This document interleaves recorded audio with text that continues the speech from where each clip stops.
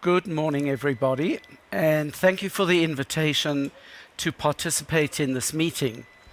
Another talk about COVID, but it's obviously topical and concerning, and what we're going to look through in the next half hour and try to get a good grasp on is the issue of COVID variants, which are now very much part of the general conversation. So let's go back a step. You all know that round about March last year, we saw an enormous number of people with COVID in South Africa. And if we look at the African continent as a whole, that first wave, as we call it, that first peak of cases, affected about 3 million people with about 70,000 deaths. And just as things appeared to be settling down, what happened was in the last quarter of the year, we saw a second peak of cases. And this has persisted until the present time and is what we have called the second wave. And as a result of this resurgence of infection, a lot of information has come to light, both about the virus and the impact of possible vaccine efficacy and also treatment of this condition. Let's go back right to the beginning. If you look at the top part of the slide, you will see what happened in the very early days of COVID. In about December, we learnt about this new virus. It emerged in China, and very rapidly, one genetic type of the virus, which is called lineage A, spread from China through Asia and then to the rest of the world, while another genetic variant called lineage B headed westward into Central and Western Europe, and from there to the rest of the world.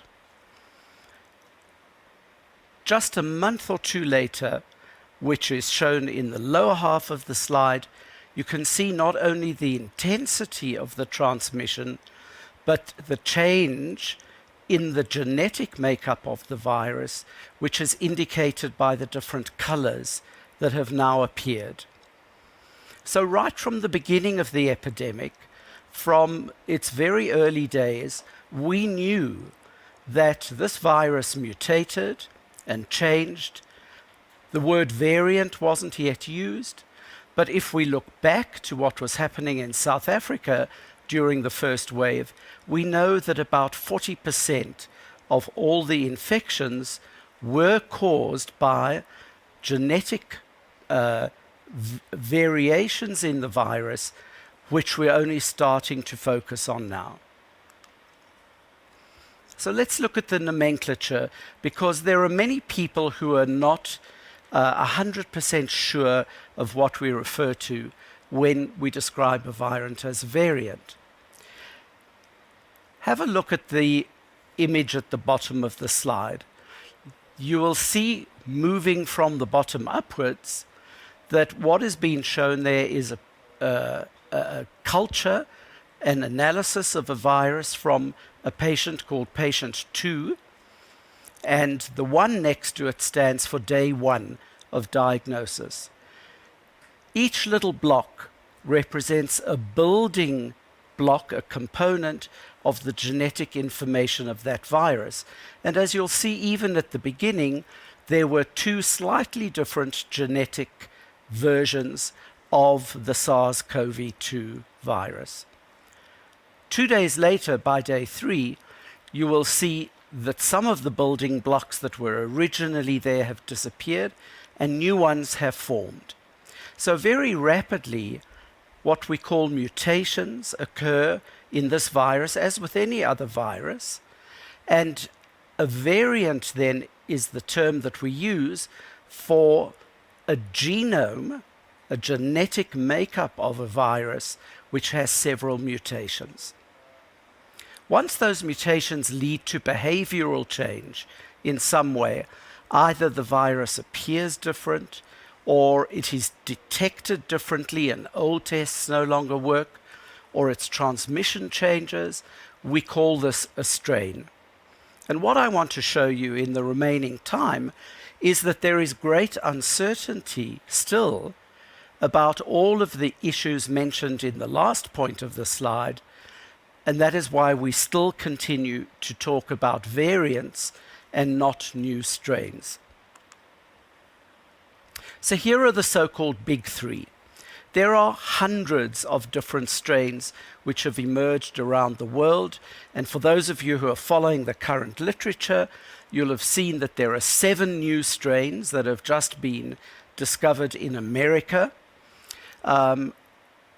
America, perhaps quite sensibly, has named its variants according to certain birds. So there's a pelican strain and a hornbill strain and so on. And I think that's to avoid the political consequences of talking about a South African strain and a Brazilian strain. But unfortunately, those terms are now entrenched in our conversation. So you'll see on the left in yellow a virus strain, which was a virus variant, I beg your pardon, which was first discovered in the UK and is called the UK variant, or in an attempt to move away from terms which might be regarded as critical of a specific country, is also called the Kent variant. There is the South African variant in the middle, and on the right, the Brazil variant. And they've all evolved independently from one another, and there is no relationship between them in terms of how they arose or the kinds of problems that they've been associated with. And if you look at the bottom of the slide, you will see for all 3 of them, the major concerns have been transmissibility and possible impact of the genetic change in those variants on vaccines and vaccine efficacy. So, since the term has become used in general conversation, the questions that have arisen about the so-called South African variant, which we call 501YV2, which is a member of that B lineage that moved from China to Western Europe and eventually ended up here. The questions are listed there. Is there increased transmission? We've heard a great deal about this. Does it escape from the immune response that someone may have developed from a previous infection or that one may develop from vaccination? Is there an impact on laboratory diagnosis? What is going to be the future impact on vaccines, and are there any clinical features which we need to be aware of in the face of this particular genetic type of virus? So let's look at transmission. This is the only complicated slide, and if you follow through it, it should make simple sense. You'll see a horizontal line at the top of the slide. That's the membrane of the host cell, from which dangles the host cell receptor called ACE2. At the bottom, there's another horizontal line, which is the membrane of the virus, and sticking up from that is the famous spike protein. Now, the spike protein has a complex structure, and it basically enfolds that thin line that you can see there in blue and purple, which is what we call the receptor binding domain. It's the part of the spike protein which, as you can see moving from left to right in the top part of the slide, it is the part of the spike protein that stands up from its normally buried position and interacts with the ACE receptor of the human cell, and that initiates infection. Now, if we look at the spike protein from the top, and I'm sorry, I don't think I can point this out with a pointer, but if you look at the spike protein from the top, which is shown on the bottom right, what you're doing there is looking down into the part of the spike protein where the receptor binding domain is buried. And the little yellow dots with arrows show you where the mutations are in this variant, 501YV2.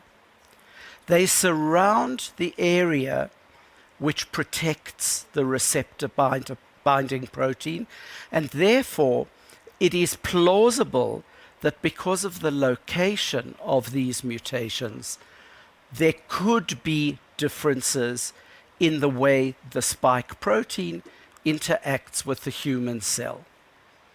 So one of those interactions could be that this series of mutations could make the virus more transmissible. And we've heard a great deal about this, particularly in the media and from politicians on radio and TV. And as I said, there is a potential chance that this mutation could affect transmission. Unfortunately, we don't have biological data to confirm this. There are no laboratory studies which confirm with certainty that this is the case. All the information that has been used to decide on possible infectiousness and transmissibility is based on epidemiological data and mathematical calculations, the famous R number. So, yes, there's been a lot of the variant circulating, but what we need to remember is it doesn't matter what kind of variant mutation arises in any population.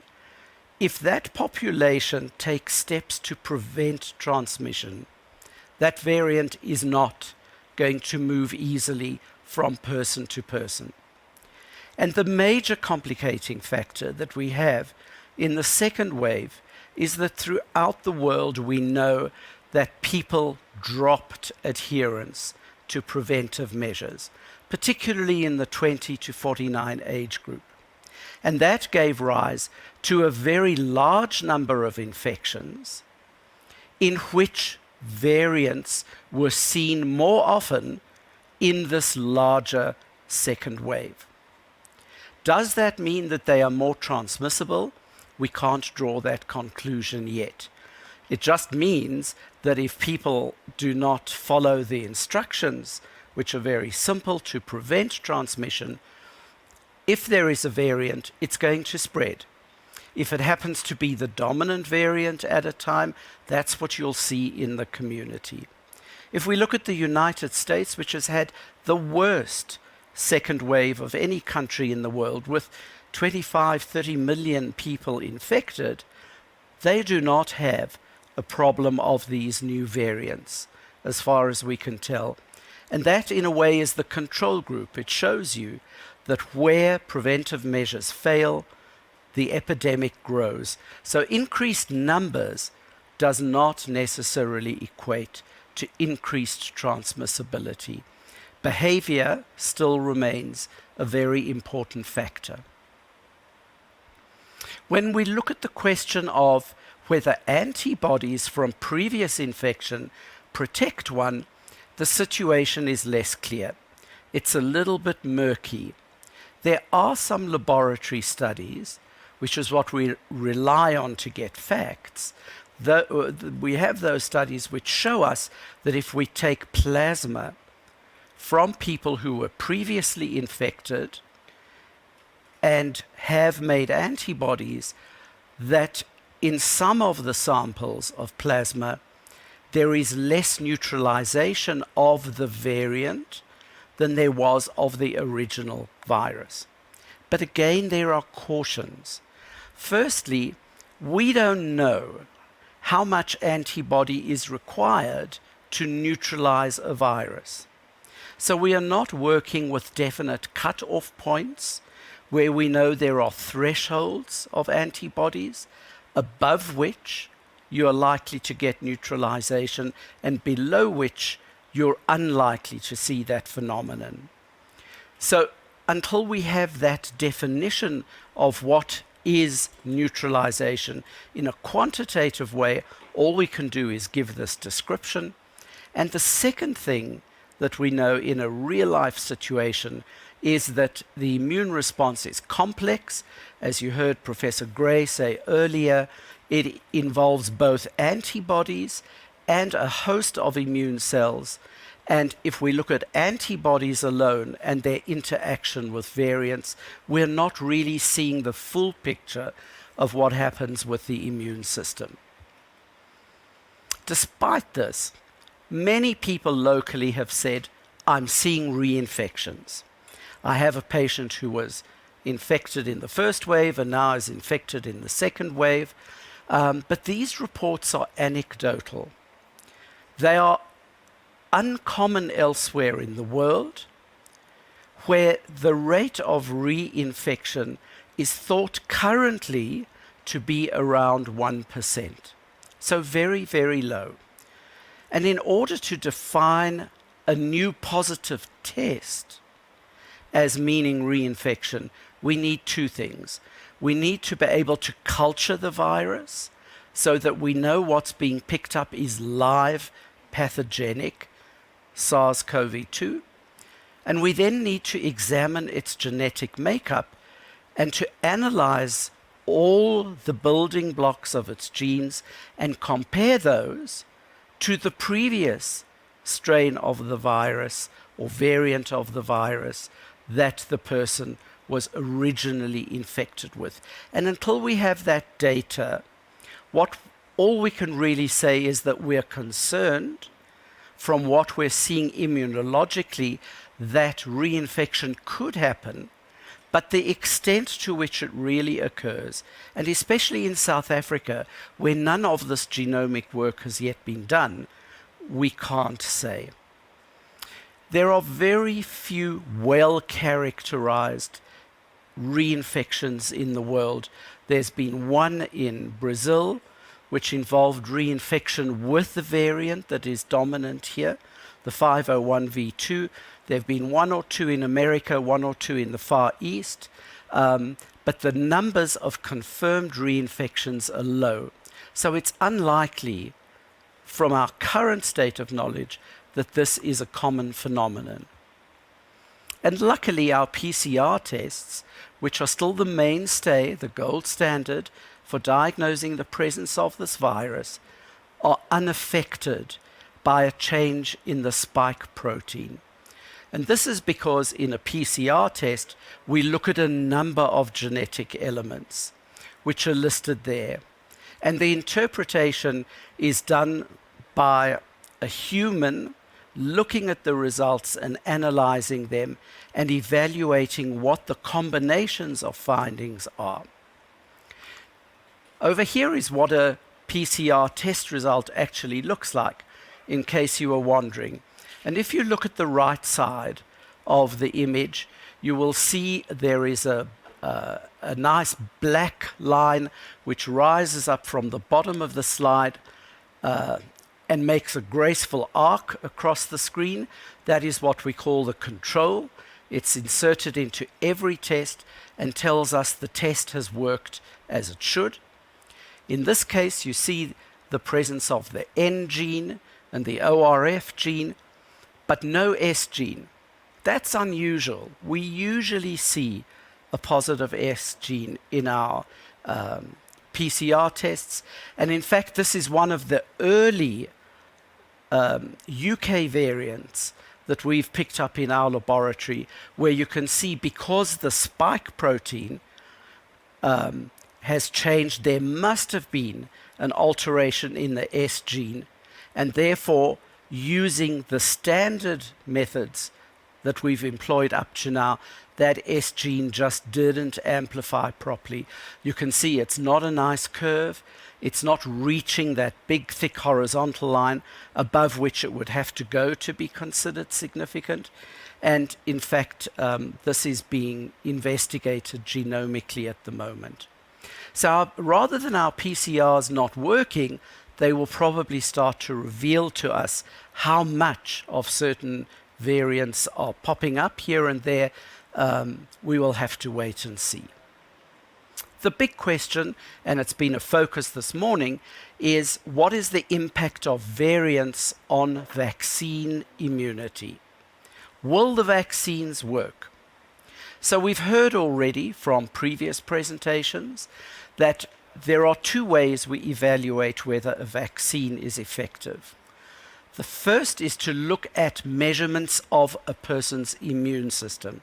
That's the antibody response and the cellular response.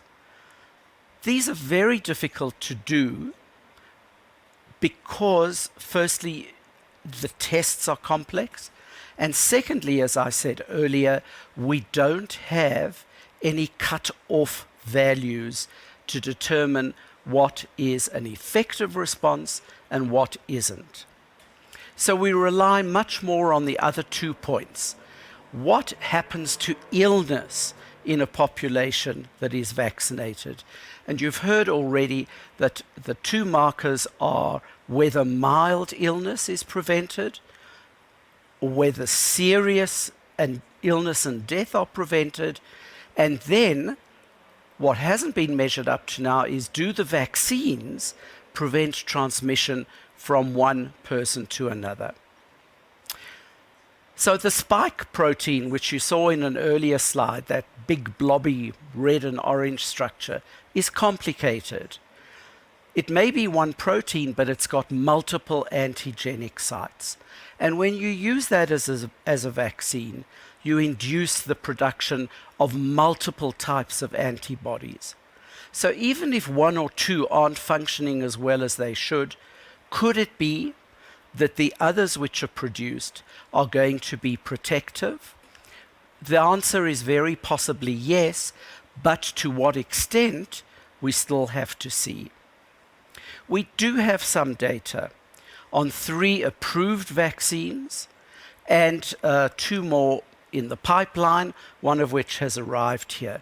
So I'm not going to go into this in detail except to draw your attention to 1 or 2 key issues.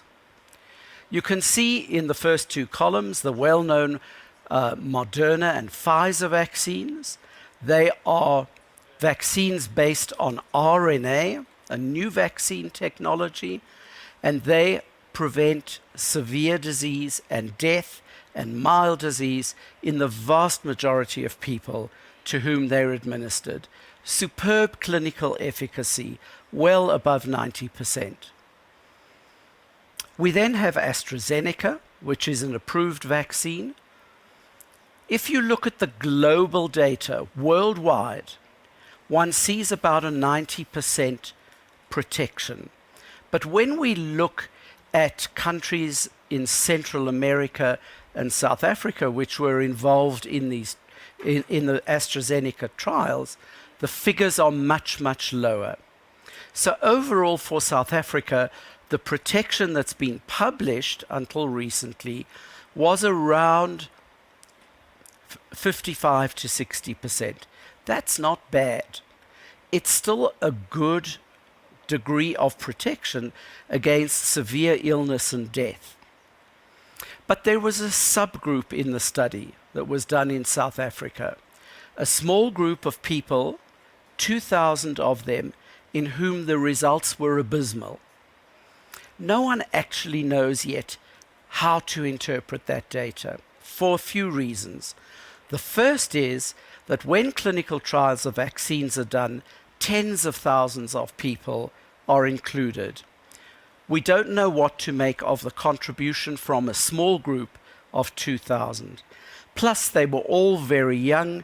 There were some factors that were not representative of the entire population, but obviously this gave cause for concern.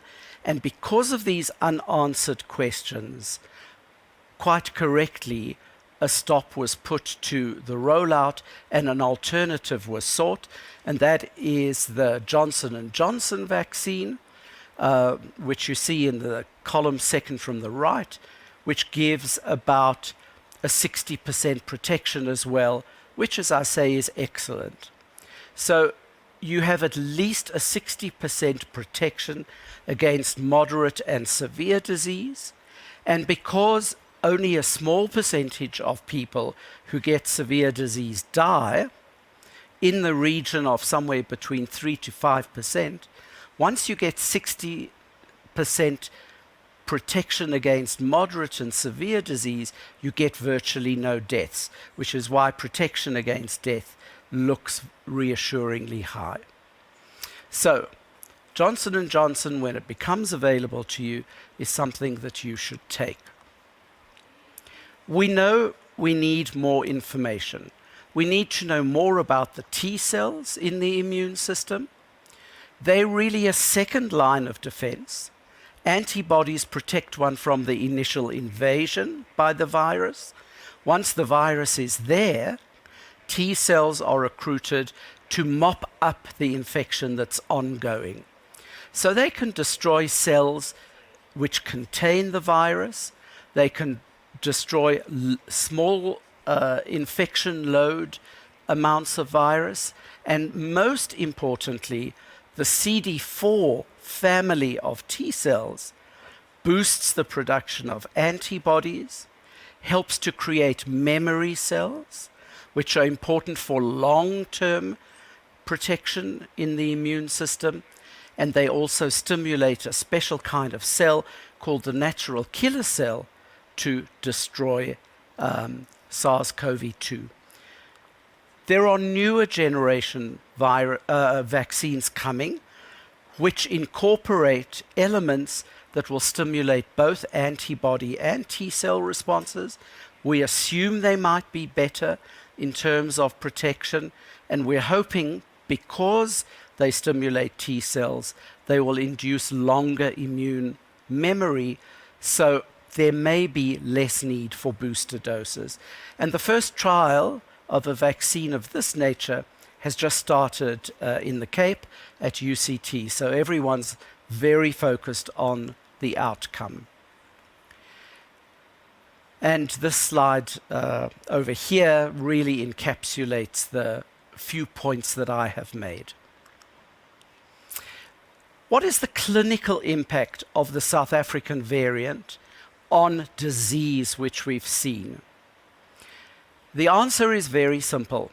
As far as we can tell from the data that exists, the impact is minimal.